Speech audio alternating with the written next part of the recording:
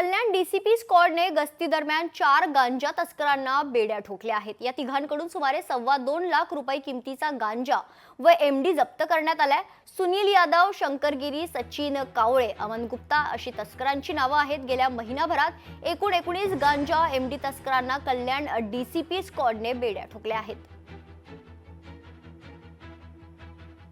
तिन्ही कारवाईमध्ये चरस, त्यानंतर एमडी आणि गांजा असे विक्री करणाऱ्या आपण 4 जणांना ताब्यात घेतलेला आहे। पहिली जी कारवाई केली ती मानपाडा हद्दीमध्ये केलेली आहे। मानपाडा हद्दीमध्ये एमडी विकणाऱ्याला आपण ताब्यात घेतले आणि त्याच्याकडून एमडी आपण जप्त केलेला आहे। तर डोंबिवलीच्या हद्दीमध्ये सुद्धा चरस विक्री करता येण्याचा जे 2 जण आहेत त्यांना सुद्धा आपल्या टीमने अटक केलेली आहे। कोकरे, मानपाडा स्टेशनचे पीआय गुंड, एपीआय राळेबाग, त्यानंतर बाजारपेठचे पीआय डुकले आणि एपीआय राठोड यांच्या टीमने ही संपूर्णपणे कारवाई केलेली आहे। आणि आता जानेवारीपासून आतापर्यंतच्या टोटल आपण 13 गुन्हे दाखल केलेले असून आतापर्यंत 19 आरोपींना यामध्ये अटक केलेली आहे। लोकशाही मराठी ऐका, पहा, जागरूक रहा।